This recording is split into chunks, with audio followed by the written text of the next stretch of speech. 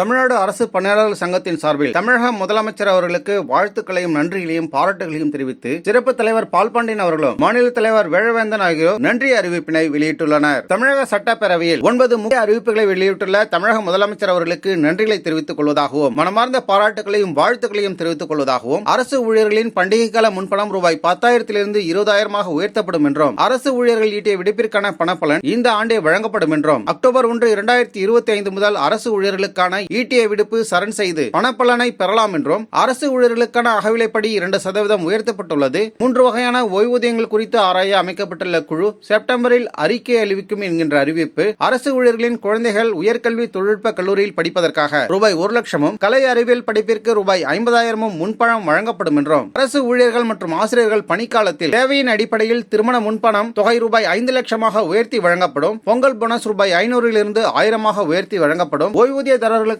பண்டிகை கால முன்பணம் ரூபாய் 4,000 6,000 உயர்த்தி வழங்கப்படும். பெண் ஊழியர்களுக்கான மகப்பேறு விடுப்பு காலங்கள் பதவி உயர்வை கணக்கில் எடுத்துக் கொள்ளப்படும் என்கின்ற தமிழ்நாடு அரசு பணியாளர்களின் நலன் சார்ந்த மேற்கண்ட அறிவிப்புகளை வெளியிட்ட மாண்புமிகு தமிழ்நாடு முதலமைச்சர் அவர்களுக்கு தமிழ்நாடு அரசு பணியாளர் சங்கத்தின் சார்பாக பாராட்டுகளையும் வாழ்த்துக்களையும் மனமார்ந்த நன்றிகளையும் தெரிவித்துக் கொள்வதாக தமிழ்நாடு அரசு பணியாளர் சங்கத்தினுடைய சிறப்பு தலைவர் திரு கு பால்பாண்டியன் அவர்களும் மாநில தலைவர் வேழவேந்தன் ஆகிய இருவரும் கூட்டாக அறிக்கையினை வெளியிட்டுள்ளனர்.